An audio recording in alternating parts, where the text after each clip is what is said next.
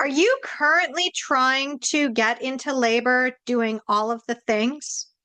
If you're planning a natural birth, you may want to rethink that. Because did you know that the very things that you've been taught to do at the end of your pregnancy to get things going can actually lead to you having more unnecessary interventions, including lead to a C-section or induction? It can undermine your confidence and also sabotage your natural birth. Hi, my name is Carly Bonderud, and this is the Empowered Birth Series, where I go deep into everything that you need to know to plan and get your empowered true natural birth. And if you've been following me for a while, then you probably know that in this series, we're going into the 20 natural birth traps that you want to avoid. What are natural birth traps? These are the things that basically undermine your confidence, lead to unnecessary interventions, and sabotage your natural process. You may not even know that you're falling into these traps because they have been so ingrained in our culture and our medical system that you think that that's just the way that you're supposed to have a healthy baby. And it's part of the birth process. But the truth is that if you keep falling into these natural birth traps, you may not recognize that you're going down a path that's going to lead you to a C-section, induction, or otherwise a more traumatic and painful birth than you were planning to experience. Now, I talk about this a little bit more inside of my book, Your Empowered Birth, in Chapter 1, where basically a natural birth trap is, I did everything right, I did everything I was supposed to do, I followed everybody's recommendations, and how did this still happen to me? How did I end up with this C-section? Why did I crumble under the pressure? Why did my birth go this way when I was going towards a natural birth? Maybe my body is broken. No. What happened is you're falling into these natural birth traps. And natural birth trap number 9 on our list of the 20 natural birth traps to avoid is pushing yourself on the outside to get things moving. You know, the thing about our birth culture is that we have really been taught that we need to do things on the outside in order to follow a process. The other thing you need to understand is that so many people are putting a lot of pressure on you to get into labor before your due date. Go check out one of my other videos where I talk specifically about due dates as a natural birth trap. But the fact is that at the end of your pregnancy, when you could theoretically be resting and getting yourself ready and preparing for labor, instead of resting, you're told to prepare on the outside. Prepare your body, do the mile circuit, take the red raspberry leaf tea, do the evening primrose tablets, go for a walk, have sex with your partner multiple times until it becomes a chore and no longer an enjoyable activity, but just another way to try to get this baby out. Hey, I get it. If you're trying to get into labor by a certain point, it could be that you have a looming induction date that you really don't want to go for that induction. You might want to check out some of my other videos about questioning the risks and advocating for yourself and saying no, because you know what? We have an induction epidemic. And this often leads to you being pushed into unnecessary inductions just to avoid some sort of catastrophic risk from might possibly maybe happening. And you know, you don't actually have to do it. You can say no, but it can be really intimidating to say no if you don't have all the facts. So I'm going to be perfectly honest with you is that I believe that you can birth your baby with or without any medical intervention. I also believe that if you do want to call in medical intervention, you need to go in with all of the facts. You need to know what you're really giving up and what you're likely calling in at the same time. Because the second that you introduce any interventions, whether they're natural methods or whether they're medical methods, what happens is that you are going against your own physiological process. Think about this like if you had a bouquet of flowers and the buds were still tightly closed. Now, you could either leave these flowers in a nice lit area where they can open and unfurl on their own and give them water and lots of love and attention. And you're going to notice that those buds are opening at different times and the flowers are all going to bloom at different times. This is like the pregnant women out in the community. Some are going to go into labor earlier. Some are going to go into labor later. And we're all beautiful flowers opening at our own time frames. But what happens in the medical system is that they basically want all those flowers to open all at once on the same day. And so they're going to do things to try to get that going. Now, some flowers are already set to open, so they open before that intervention happens. And some, they are starting to open, and then the intervention happens, and the bud is kind of messed up, but not as badly damaged as the ones that are tightly closed, and then they really do that intervention, and then that flower is completely ruined, and you'll never know what it was going to turn into.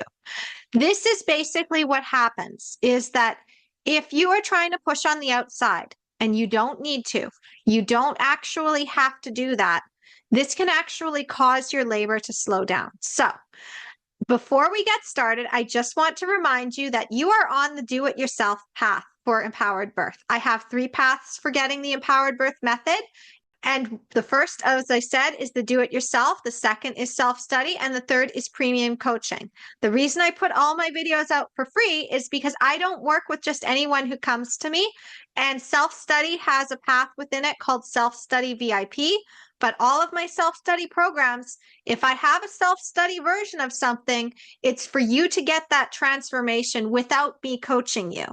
And at the same time, if you need that extra help, it is available for you. But information is free, and you only pay for access to me and to a lesser extent, my team members, my coaching queens, who are also there to assist you.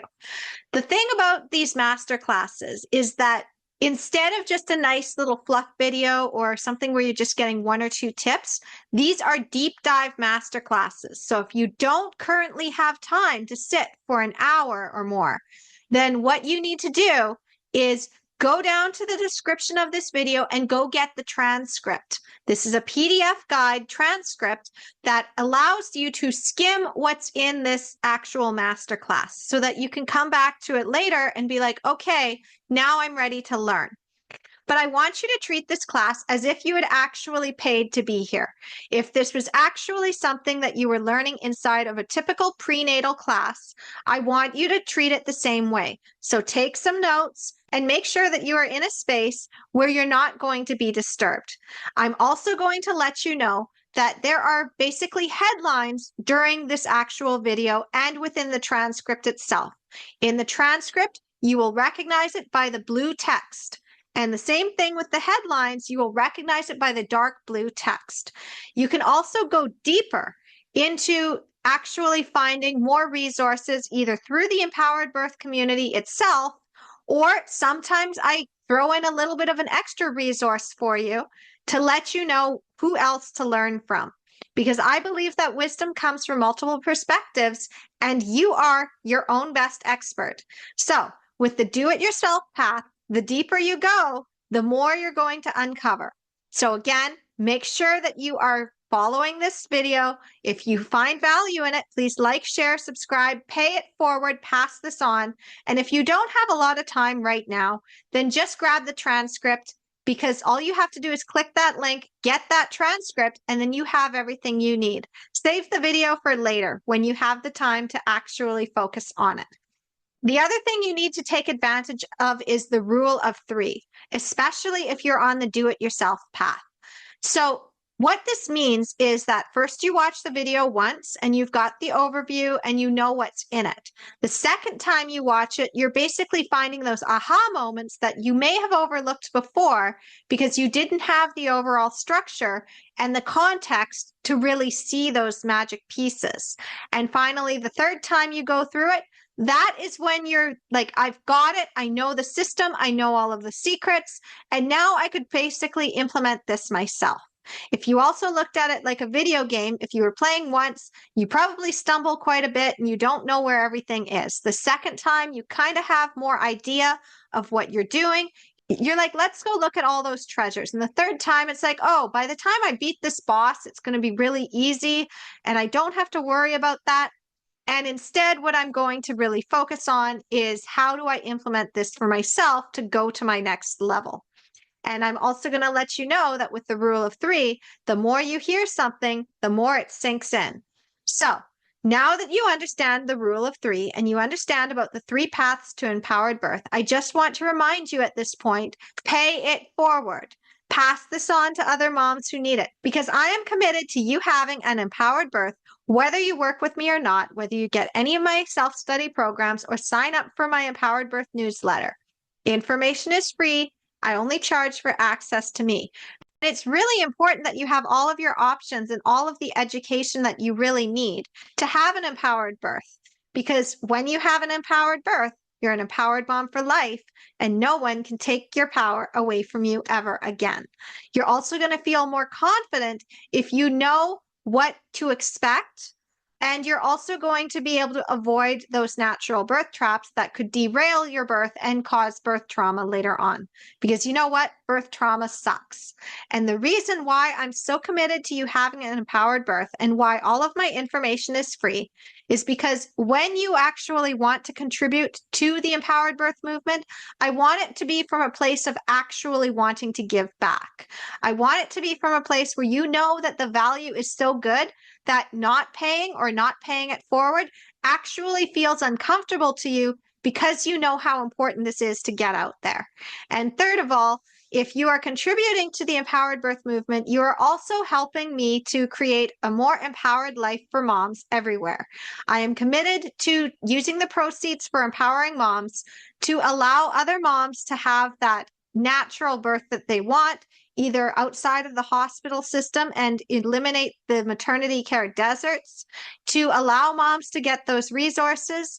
And even outside of the birth realm, there's so much that I want to create. If you want to know more about that, go to my website, empoweringmomsbirth.com/start guide, and read the philosophy and mission statement section. That will give you the idea of what we're really working towards here at Empowering Moms. Because whether you are birthing a baby, birthing a business or creative project, or rebirthing a new version of yourself, Empowering Moms is absolutely here for you. And I do have other things outside of the birth space too.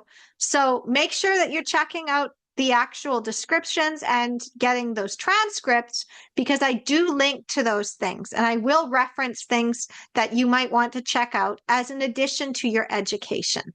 So what we're going to basically cover in this video is, first, I'm going to share a story of how trying to push on the outside actually led to more problems and frustrated me and led to weeks of prodromal labor and almost derailed my home birth and led to me possibly going into the hospital and getting an induction. I avoided that, but recognizing that path and how easy it is to get tricked even as a birth worker, I'm going to share that with you, and I'm going to teach a little bit through the story. Next, I'm going to share with you how this is actually a trap, how pushing on the outside and trying to get into labor and natural induction methods can actually lead to these problems. So I'm going to tell you about how it undermines your confidence. I'm going to tell you how this leads to medical intervention, and I'm going to tell you how this sabotages your physiological process. After that, I'm going to give you some things to consider, understanding the context of where these ideas actually originated from and why it's not as simple as people would make you think it is, and why your birth actually needs to unfold in its own time and in its own way. I'll also share in this section some additional resources that you'll want to check out outside of Empowering Moms. And then I will also show you how to apply this to avoid this trap through the empowered birth method. I will then tell you a bit more about my 5-pillar system, because remember, you need all 5 pillars optimized in order to basically get past your fear, help your partner to support you better, and advocate for yourself strongly in the medical system. We cannot ignore the fact that we are in a due date centric culture, and we can't ignore the fact that people still think that birth needs to be pushed on the outside to make it more efficient. We can't ignore it, but we also don't have to believe in it. And that is where the empowered birth method comes in, because you need to basically believe that you can birth your baby with or without anybody's permission. Once you have that solid and dialed in, then you can go and inspire the rest of the system to support you in that. Because when you are able to do that, then you are no longer the client that has to follow the protocols and is feeling like you have no power, to now you are coming from a place of power instead of a place of fear. And finally, I will also tell you how to go deeper if you want to learn more, if you want to get into the community, if you would like to do self-study, or you would like to work with me directly. There are paths for that. So I will tell you a little bit about that. For anybody who does want to go deeper, this can be really helpful. And if you are somebody who likes to do it yourself for a little bit, but then you're like, okay, I want the next steps. Well, Empowering Moms does have those next steps. We have the premium coaching, we have the self-study, and we are committed to you having an empowered birth. So you will learn about that. Then we will recap. I will give you the biggest takeaways about this actual class so that you can go back and have your aha moments, check your notes, make sure you've got everything that you need, and think about maybe coming back and watching the video again now that you have the overview. And then we just finish off and I tell you about what's next in the Empowered Birth series, and then you're basically done. Okay? Sounds awesome, right? You're going to get the entire education. Nothing's being held back from you. Okay. And if you have any questions, if there's something I didn't cover that you would like to know more about, all you have to do is reach out to me and my team at hello@empoweringmomsbirth.com, and we'll get back to you within 3 to 5 business days. I also encourage you to put your comments inside of the actual video in our content, inside of our social media, because this allows the algorithm to actually see that people are watching, people are engaging. Even if you just put a heart, even if you just say, this was really helpful, thank you. You don't have to be perfect with this. Here at Empowering Moms, we're not about perfection. Here at Empowering Moms, we're about taking inspired, imperfect action towards our dreams until we get to be the version of ourselves where we're no longer afraid to express ourselves, because this allows you to then have your children see that you are in your power as a mom, and then they can be in their power. So this is an overall ripple effect. And you know, when you put your comments into the chat, what this does is you're putting a drop into the ocean, and a drop in the ocean creates ripples. Many ripples create waves, and enough waves can change the tide. So help me change the tide by commenting, liking, sharing, paying this forward, passing this on, telling other moms about these videos, because as I said, I'm committed to you having an empowered birth. Okay, so now that you know what to expect within this masterclass, and you know about the empowered birth movement, and you know a little bit about how this is actually going to sabotage your natural birth if you're pushing on the outside, let's get into the actual story. So with my second pregnancy, I had this idea now that I had been tricked before. I was really upset about the fact that I had basically trusted my midwife not to lead me astray. I had basically trusted the medical system not to push interventions on me just because. I thought when I was going in and planning my natural birth that I had figured everything out. I had gotten the birth books, I was reading the mom blogs, I was consuming all of the education that they had out there, I was watching The Business of Being Born, I was planning a home birth, I was taking care of myself, I was otherwise healthy. And I had a midwife and I had a doula. And in the end, I still got trapped and tricked into having a hospital birth. I also had recognized that I needed to go into labor by a certain point. Now, because they said that my baby was too small with my first, I also was like, well, I don't want him to come too soon. So I'm not going to push on the outside because I don't want to induce labor and end up in the hospital with a baby that's too small. But the thing is that when I got closer to my due date, I was getting anxious because I was getting really tired of going for those non-stress tests and those ultrasounds. Nothing really was showing that anything was wrong with my baby. And I was constantly being bombarded with these scare tactics of what might possibly maybe happen during labor if he didn't tolerate labor well. Because I kept asking, can I have a home birth? And they kept shutting me down. Now, in hindsight, now I know what they were really doing, and I can now help my clients to see what their care providers are doing and call their bluff. But back then, I didn't know. And even though I was very strong at saying no, there was still that part of me that was afraid and being like, well, if something goes wrong, I'll never forgive myself. So I went to the hospital only to find out that I could have had that home birth. But my second, I had already gone through and I'd learned from Improving Birth and Dawn Thompson and Kristen Pascucci and Jen Camel. And I learned from Rebecca Decker. And I now understood that there was a lot more to having a natural birth and being respected within the maternity care system than I had originally thought. And when they were speaking to the things that I had only sort of suspected, this is when I realized I need to plan this a little bit differently than what other people have been telling me. So I learned cervix is not a crystal ball, which reaffirmed my idea that I didn't actually need to have vaginal exams.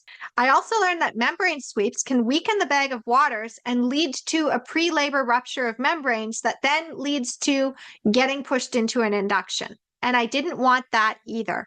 Fortunately, with my first baby, I had not had my membranes rupture until just before he was crowning. And I recognized how much easier that was. So I was thinking, it would be probably really cool to have my baby in the caul. That's basically they're born in the amniotic sac. I just thought it was really cool. There wasn't any real reason other than this would be a cool thing to have. So I was really conscious of making sure that my membranes would remain intact, and I did a few things for that. One of them was I took a lot of vitamin C, and I also took some vitamin E. And the combination of those two things allowed me to have really thick membranes so that when she was finally crowning, the waters released and her head was right there. Now, I don't know if that's just physiologically how my body does it, or if it was also the vitamin C that I'd been taking, even just unconsciously. But this is what I tell all my clients to do, to strengthen their membranes so that they only rupture when it's actually time for that, and then the baby's in a better position. So you just got an extra empowered birth tip. One of the things about these master classes is that the deeper you go with empowering moms, the more treasures you uncover. So I do add hints inside of these master classes. I basically scatter my wisdom all over the place because I don't know what little tip is going to help you. And if something seems relevant, I'm going to share it. But what basically I understood was I didn't want to push on the outside. Unfortunately, there was a lot of stuff that was going on in my personal life at the time that I was pregnant with my daughter. My stepsister basically had me watching her two kids. And so I was watching a 5-year-old and I was watching a 2-year-old. And my son was turning 3 the next month. So I had 3 kids that I was trying to take care of while being heavily pregnant. I also had something called SPD, symphysis pubis dysfunction. All I can say is my pelvis was basically separating, and I'd take a step and it would feel like my leg was giving out. And I was so sick and tired of being stuck on the couch, not able to move, that I just wanted my baby out. To be honest, I was sick and tired of being pregnant. I even had written a letter to myself saying, don't you ever do this again. Now, I have changed my mind. I would do this again. I actually know a lot more now than I did back when I was pregnant with my second, but I already thought that I knew a lot.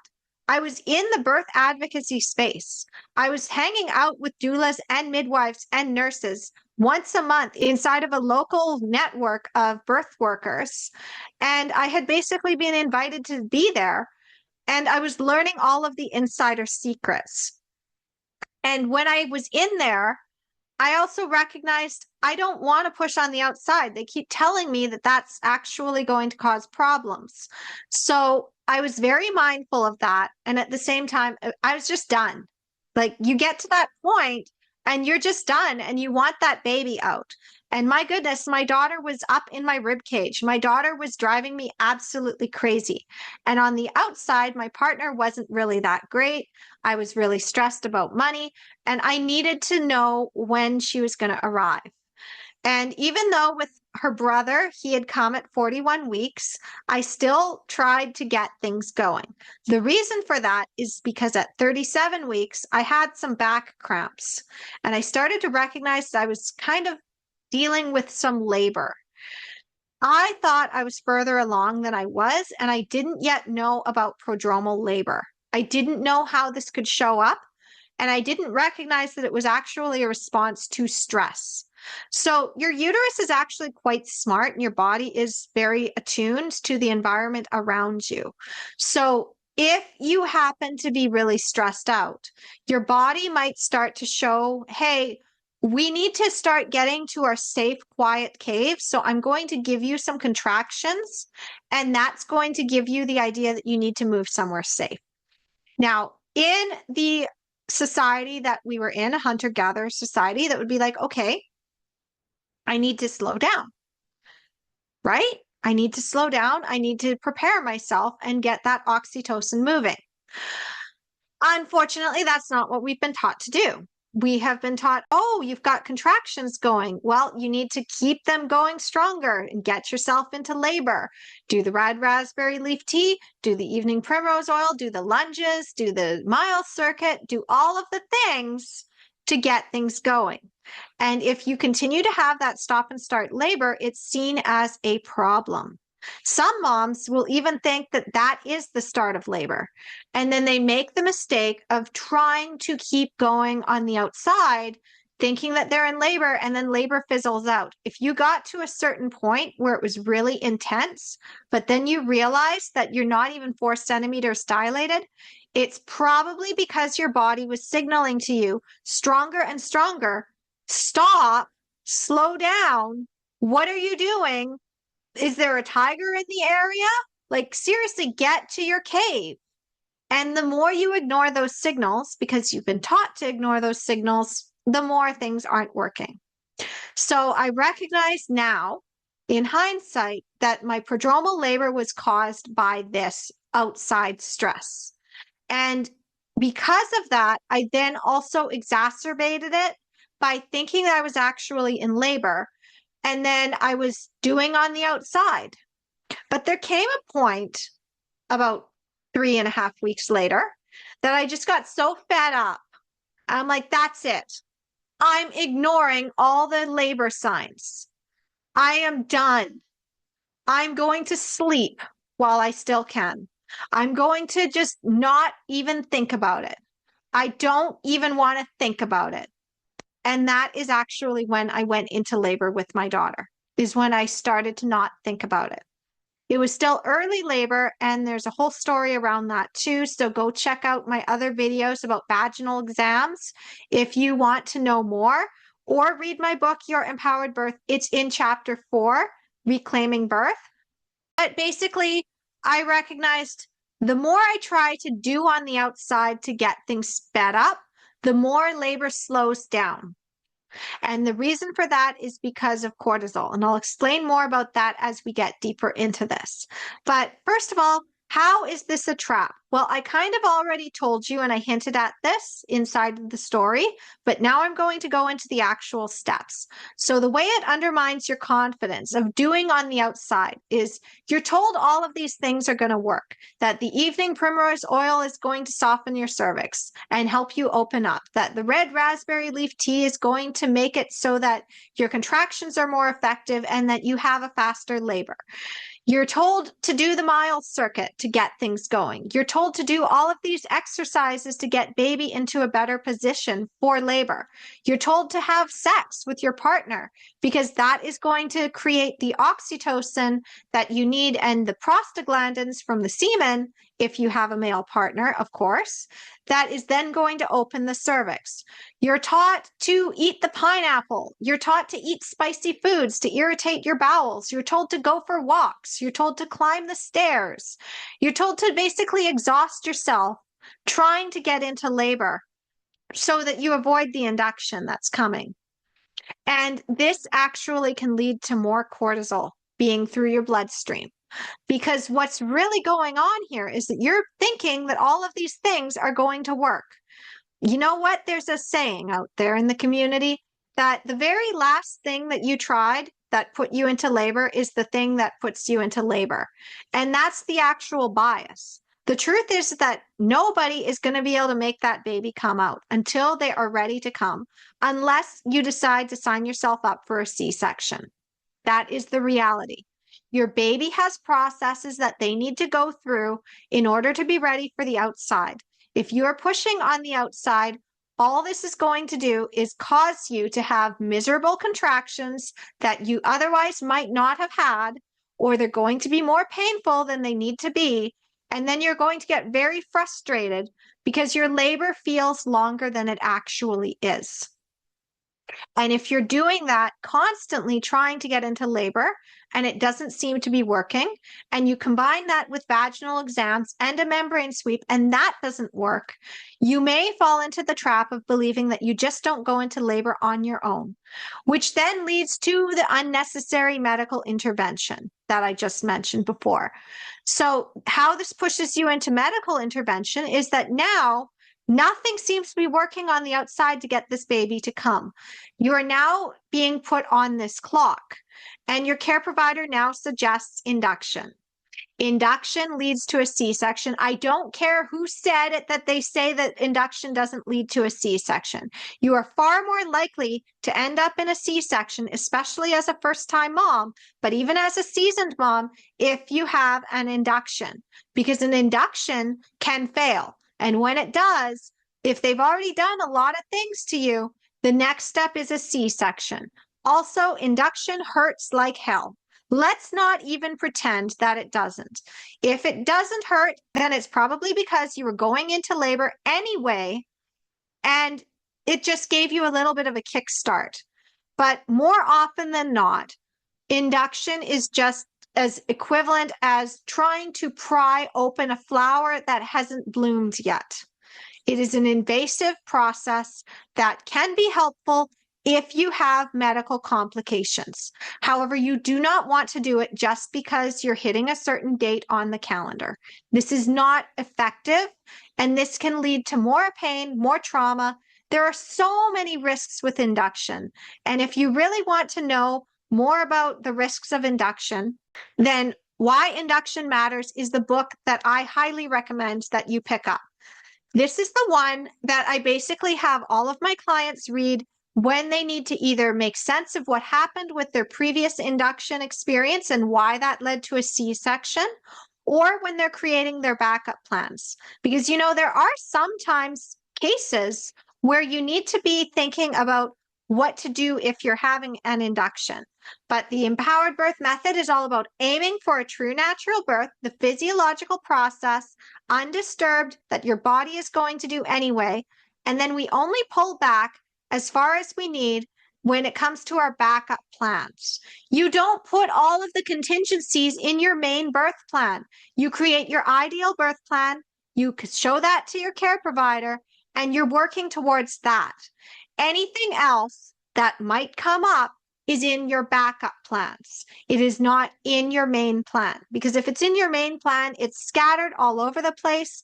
You're more likely to get those interventions. Check out some of my other videos on birth plan creation, or you can check out the self-study program, Your Empowered Birth Workshop, that will also help you understand more about the things that you're making mistakes in when creating your birth plan. So the thing that you really need to understand about this cascade of interventions is how it sabotages your natural birth. Now, I'm not going to go into everything, but I am going to say again that if you are interfering on the outside, it is the equivalent of trying to pry open the bud of a flower that's not ready to open. You are basically saying to your body, come on, let's get moving. And your baby's not ready, your body's not ready, and you're going to just have a more miserable time. Your body is designed to keep the baby in until it's time to let the baby out. Your cervix is pointed to the very back of your birth canal, so you can't actually reach it. And the reason for that is so that when 7 to 8 pounds of baby are pushing on that cervix as they move down into your pelvis, the cervix doesn't open too much and let that baby out before they're actually ready. But as you get closer to the end of your pregnancy, a few things are happening that were not happening when baby wasn't ready. So this is the signals, okay? And you can learn more about that if you check out Hensi Goer's book, Induction, The Why, When, and How, go check out the description of the video and get that PDF because I've just linked it for you. This is a new book that just recently came out in 2025. And what you need to understand is that if you are thinking in the terms of how your body wants to keep the baby in, they don't want your cervix to open prematurely. If it does, that's a problem. Baby's coming too soon. Baby needs their lungs to be developed, they need their nervous system to be developed, and they need their digestive system to be developed. So your body goes through a process when baby is getting close to ripening and being ready to be born.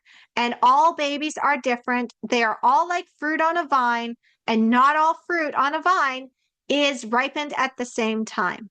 So there are moms that go in at 37 weeks and baby is ready to pop out, and it's like, that is not fair, right? There's also more average moms that they get into labor around 40 weeks. And then there's the moms that go into 41 weeks. That is more like 75%. And 95% go into labor by 42 weeks. So by 42 weeks, 92% of the population of women going into labor around that point, their babies are born. But there's always going to be that 5% that go a little bit later. And that's okay. Dr. Sarah Wickham's book, In Your Own Time, actually addresses this. And you can check out another video where I talked specifically about due dates and went into the actual deep dive information that Dr. Sarah Wickham shares in her book. So again, check the description, grab the PDF transcript, and you'll get that link as well. So the thing you need to understand, though, is that your cervix is pointed to the back, and it is also very hard, like the tip of your nose. There are also not as many oxytocin receptors inside of your uterus because your uterus is not an organ, it's a muscle. So you need to understand that in order for oxytocin to build up in your bloodstream, there needs to be those oxytocin receptors in your uterus to create those effective contraction patterns. That's why you mostly just feel squeezing at other times of your pregnancy, because you're getting that flow of oxytocin, but it's not enough to open the cervix. So there's no oxytocin receptors, your cervix is pointed to the back, and it's hard like the tip of your nose. Later on, when you're ready to have your baby, your cervix softens, so it's like your lips. And then it starts to slowly open, which is the dilation. And maybe those contractions that you felt before that were just squeezing, there's more oxytocin receptors, and maybe you start to open up a little bit more. Your cervix also needs to point forward. So it needs to line up with the birth canal. Remember, it is so far back. It needs to move forward. It needs to soften. And then it needs to start thinning out. And that is when the uterus starts pulling and bringing that, basically the neck of the cervix, to become soft and higher up. So then it starts to dilate over time. And then you go into labor. But if those things are not happening, it means your body is not ready. So by pushing things on the outside, you're just going to get those practice and warning contractions to say, hey, slow down. And if you're not aware that that's what it's really saying, then you're going to think that you need to get things going or that you need to go to the hospital to get assessed. And this is when they say you're only 4 centimeters and we're going to put you on Pitocin. And then that leads to you having a failed induction, which is failure to progress, and a traumatic C-section most likely is going to be the case. Okay, so things to consider when you are pushing on the outside. We cannot ignore the fact that maternity care is based on 2 pillars of misogyny and fear, and control of something going wrong, basically. So you have to understand that when maternity care was invented, it was men who wanted to make birth more efficient. And they also likened women's bodies to defective machines. There was a whole big idea with Aristotle even saying that women's bodies were defective men's bodies. Until a few years ago, we didn't even really do a lot of research into the difference between men's bodies and women's bodies outside of the reproductive space. So a lot of testing, a lot of the body mass index calculator that we have, it's all based on men. Our entire cycle of the day and how we have our work week scheduled is also based on a man's 24-hour clock. So there's spikes in adrenaline and testosterone during the day to make them more productive. This is not true with us. We have a 28 to 30 day cycle where we have weeks where we are more productive and we have weeks where we need to rest. So you need to recognize that we just don't function the same way that men do. But our maternity care was based on this idea that our bodies are machines. And so they wanted to make sure that the machine was working in a certain efficient way.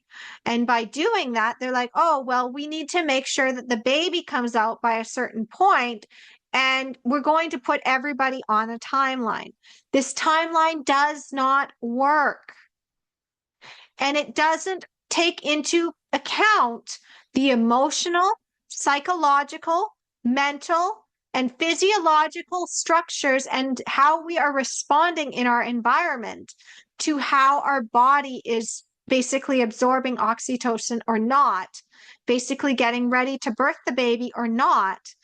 And you have to recognize your body is not going to birth if you don't feel safe. If you have adrenaline and cortisol going through your system, that is telling your body, hey, there's a tiger in the area. Your body can't tell the difference between the tiger and your mother-in-law trying to pester you to find out when you're going to have that baby so she can come and stay with you for 2 weeks. Or your mother. I mean, sometimes you don't even want anybody around. You want to just be able to be with your partner. And that stress on the outside is affecting you. Or maybe it's that your care provider is putting pressure on you to induce so that you either don't lose your spot at the birth center, don't risk out of home birth, or you don't risk out of having your midwife. Or if you are going the hospital route, you're still thinking, I don't really want to have a high risk medical birth. And they're saying that because I'm a certain age or a certain body mass or I have certain conditions that I have to be induced by 39 weeks. And I don't really want that.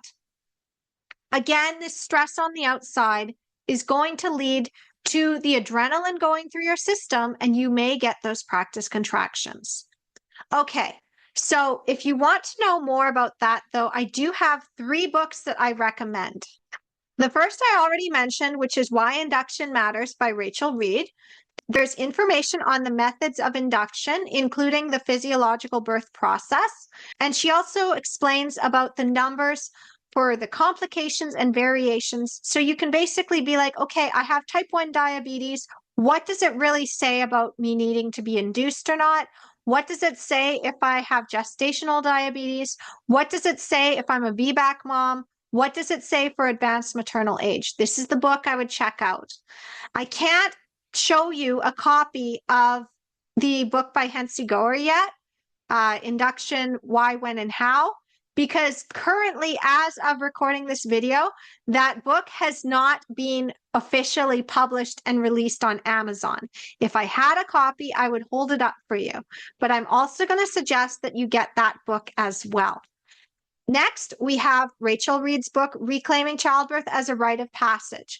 This one will tell you more about the physiological process of birth in depth and help you understand about your own hormonal responses to labor and how that unfolds or doesn't. And finally, In Your Own Time by Dr. Sarah Wickham. Again, this goes into the numbers. It tells you the history of the due date.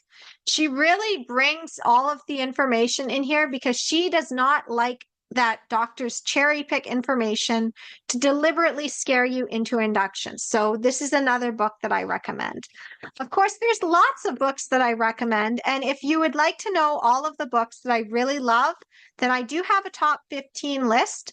You can just go and check out the video inside of the Empowered Birth series, 26 things that you need to know if this is your first time planning a true natural birth, because I did cover that. Again, check the description, grab the PDF transcript, and you'll have that link. Okay, so now that you know the things to consider and why you don't really want to be pushing on the outside unless you absolutely have to, the next thing I'm going to tell you is how to apply this through the Empowered Birth method. So first of all, you need to have the right mindset. If you are still afraid and you have all of this programming telling you that you have to have your baby by a certain point, or bad thing will happen, or you need to prepare your body for birth, or a bad thing will happen, this is putting you in fear. And you know what? It's a lot easier to control you if you're in fear. So we're going to use the Empowered Birth method so that you basically aim for a true natural birth and pull back only as much as you need and dismantle that fear. That happens by having the right education. So when you know your rights, when you understand how the physiological process works, and you understand that all of those methods, they can be helpful if you are already trying to move things along, but they are not necessary, then you have that right education. Next, you need the right environment. If you are stressed in your environment, guess what? Your baby might just decide to stay in a little bit longer because, again, your body is thinking, there's a tiger in the area. I know we already dilated to this much, but maybe we should close up again and stop this process so that we can get into a safer place. So understanding that you need to have that right environment, that right place where you actually feel safe to open up. If you don't, then you need to go and create that. You need to have the right facilitators. If your childbirth educator or your doula is suggesting that you do all of the things to get into labor and they don't actually understand the physiological process, then this can lead to you thinking that you're doing everything right when really it's not helpful. Not to mention, if your care provider is so hell-bent on you going into labor by some arbitrary due date, that in itself is reinforcing that stress on you. You need to basically go into your pregnancy at the beginning and be like, I am going to let my body unfold and do its process, whether I go to 41 weeks or 42 weeks or 43 weeks. How are you going to support me in that? If they can't, if they're still afraid, you need to then understand, well, what fears are we really dealing with? What is this level of resistance? Is it categories 1 through 4, maybe more than one of them? Or are we dealing with a category 5 care provider who is going to try every single trick in the book to get me to induce? And on the outside, they look like they're super nice and super helpful, and they're just concerned about you. But really, they're manipulating you right into the induction so that you can fit on their schedule so that they can go home and have dinner at 5 p.m. Because those care providers do exist. And it's time that we start recognizing that. I'm not here to scare you. I'm here to inform you. I'm here to arm you with the facts so that you can make an informed decision from a place of power instead of a place of fear. And so that leads into number 5 on the list of the 5 pillars, which is the right support. Your partner needs to be able to be there as your rock and hold space for you, even if you're falling apart and being like, this baby's never gonna come out. I'm so tired. And your partner needs to be like, okay, I know. I want the baby to come out too, but we're not pushing on the outside. We're not going to do all of the things. How about instead of that, instead of making this a goal, we just do it because we want to be close to each other. And if the baby decides that labor is going to start, awesome. But if not, this isn't a chore. If you have a supportive care provider and you have a supportive partner and you're in a safe environment and you have that right education and you're not afraid, then it's going to be so much easier to wait for when baby is actually ready. Because again, you can't force your baby out. It doesn't work that way. I tried. Okay. I tried everything to get my daughter out. As a birth worker, as somebody who knew my cervix was not a crystal ball, as somebody who knew that these methods were not actually going to force a baby out unless they were ready, as someone who understood that the protein in her lungs needed to develop and she needed to be ready to be on the outside, and that would signal labor, I still tried all of the things. I stuffed my vagina like a clown car with those evening primrose oil capsules from 37 weeks onward. And then I ingested several more. So it was 8 capsules internally and 8 capsules orally every single night from 37 weeks until I finally gave up at 39 weeks. I drank that red raspberry leaf tea and I had it steeping for a half hour at the highest concentration. And I chugged that stuff like it was water in the morning and at night. I was taking magnesium tablets. I was doing the walking when I could. I was dragging my now ex-partner to the bedroom and saying, you did this, you're going to undo it. I was doing all of the exercises. I was doing the rebozo sifting. At that point, I didn't even believe in affirmations. I've changed my mind now, but back then I thought it was silly. I created my own affirmations, trying to get my daughter to get her butt out. She did not want to come out.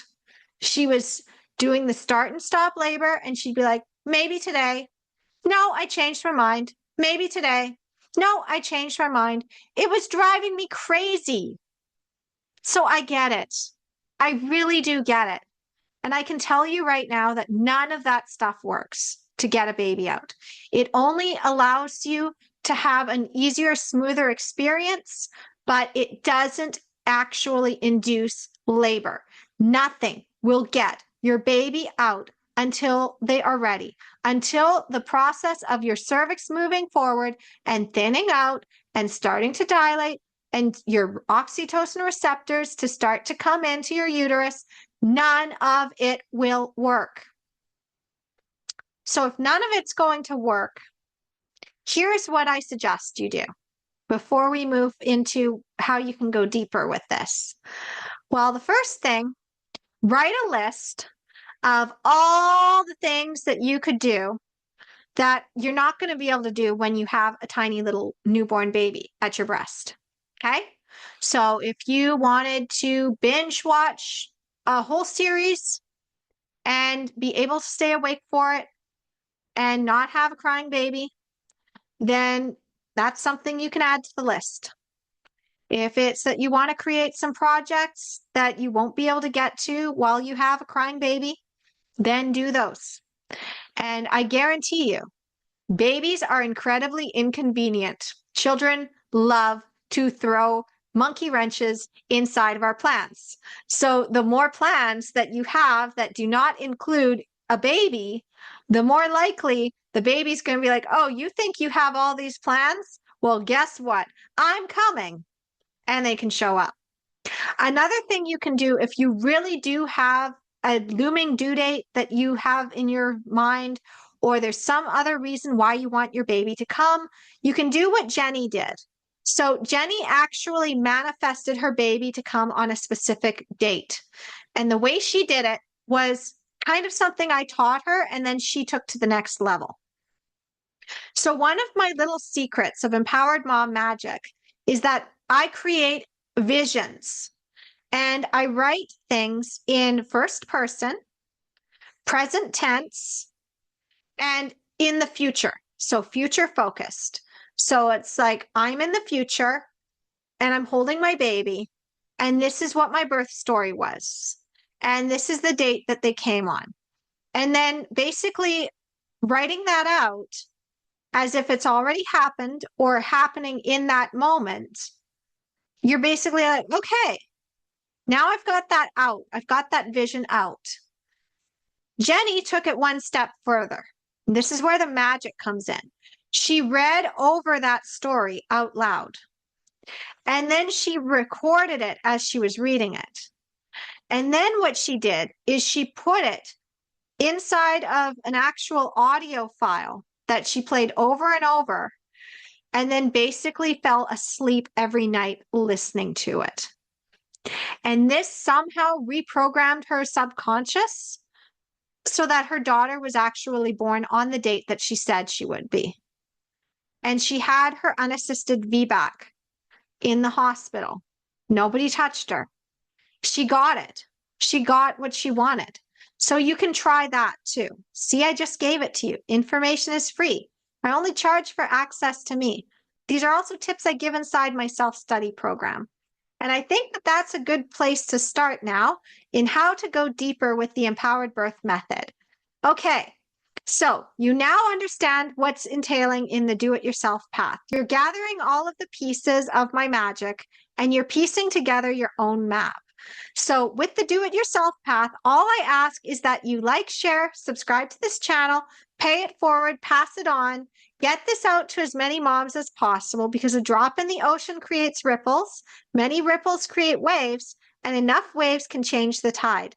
The other thing you need to understand about the do-it-yourself path is that you can subscribe to the Empowered Birth newsletter. This allows you to go deeper into the community, and one of the bonuses of the newsletter is that you get to be subscribed to the Empowered Birth Toolkit. This toolkit allows you to get access to workbooks that are typically within our self-study path. You can also get access sometimes to the courses that come out, and you get first dibs before things are actually available to the public. You can test things out. You can learn from other people within my Empowered Birth Circle, and you can also learn how to go deeper within the community as an empowered birth queen. Now, the thing about the empowered birth movement is I'm not doing this all by myself. I believe it's going to take all of us. So part of the empowered birth path is, again, if you like, share, subscribe to this channel, pay it forward, and subscribe to the newsletter, then what this allows you to do is get in on the inside track to empowering moms and everything that I plan to create. Because again, when you have an empowered birth, you're an empowered mom for life. No one can take that power away from you again. But maybe you're not quite at the level yet where you're ready to subscribe to a newsletter, or maybe you've just heard of me and you're still kind of checking me out, which is totally fine. And I appreciate that. And I am going to welcome you into this community anyway, because, you know, everybody who comes upon Empowering Moms, there's a reason for it. You were guided here. Maybe somebody shared it. Maybe it just showed up in your news feed, but it was no accident. So follow the trail. If you do want to go deeper, I do have self-study. This is completely free. All you have to do is put in your name and email, but maybe not even that, because one of the self-study programs that I currently have out as of recording this video, and there will be more, is the Reset Your Mindset for Empowered Birth mini challenge. So you just go into the playlist and you can access that. As I said, there will be more self-study courses in the future. The thing about self-study is this is when it's more concrete. It's step by step, and everything builds on itself so that you basically have a transformation at the end. I also have action steps that you can take at the end of each one of the classes within the training series. And then this allows you to progress on your journey. If you're doing self-study, you got to do the work, because if you don't do the work, you're not going to get the transformation. You're going to just get education. And the key to actually getting a transformation is not just getting the education, it's implementation. So if you want self-study, again, check out the Reset Your Mindset for Empowered Birth mini challenge. From there, you can also get your Empowered Birth workshop, which you go to my website, empoweringmomsbirth.com/workshop, and you put your name and email in, and then you basically get the course. Now, another thing that's technically self-study is my book. You can see it behind me, Your Empowered Birth. Again, there's questions within there because if you're going to do self-study, you're really looking inside to see what your actual superpower is with birth. You are your own best expert. You don't need more information. You don't need people to tell you what to think. You need to know how to think. You need to be able to trust yourself. And that is what the Empowered Birth Self-Study Path is all about.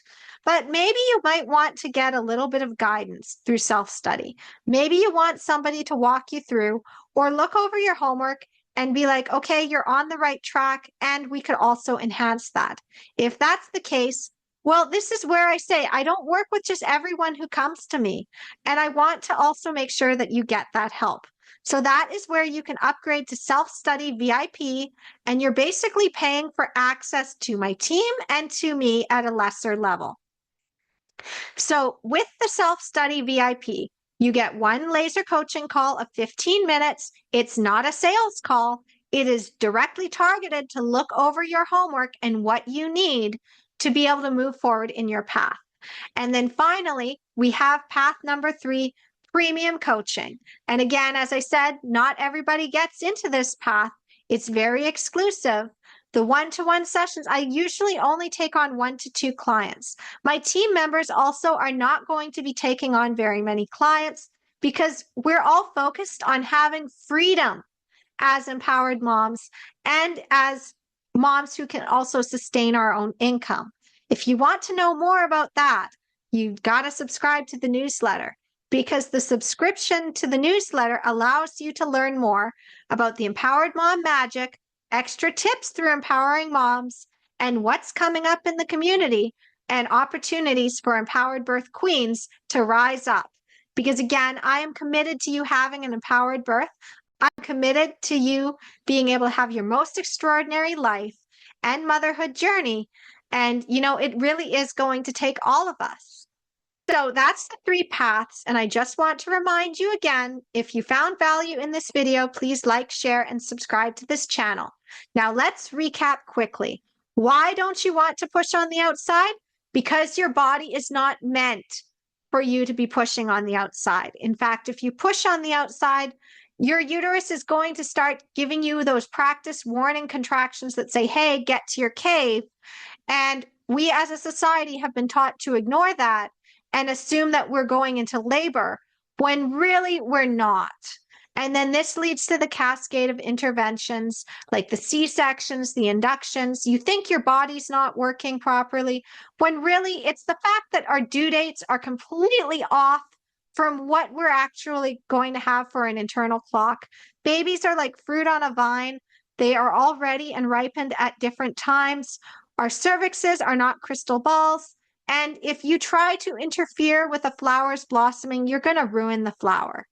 So understanding that, now you have the recap. You can go back. You can watch this again. You're going to get those aha moments. You watch a 3rd time, you're going to be able to implement this on your own. And if you want to go deeper, you can get some self-study materials, your Empowered Birth Workshop, and Reset Your Mindset for Empowered Birth, as well as read my book, Your Empowered Birth. You have options within that as well. You can just go get it for free by watching the videos inside of the YouTube channel for the Empowered Birth Book playlist, or you can support the Empowered Birth movement by going and getting a copy off of Amazon. Hey, even if you have just listened to the book for free, I'm also going to invite you, please go and give us a review on Goodreads, because I have basically decided that I want you to have this information out there. You shouldn't have to buy a book in order to actually review something. And if you review it, this allows it to get seen by more moms. Remember, a drop in the ocean creates ripples. Many ripples create waves, and enough waves can change the tide. So that's all I have for you today. Thank you so much for watching. Remember to like, share, subscribe to this channel, pay it forward, pass this on. Whether you're birthing a baby, birthing a business, birthing a creative project, or birthing a new version of yourself, Empowering Moms is here to support you. And information is free. I only charge for access to me. Have a happy, empowered birth journey, and I will see you soon. Namaste.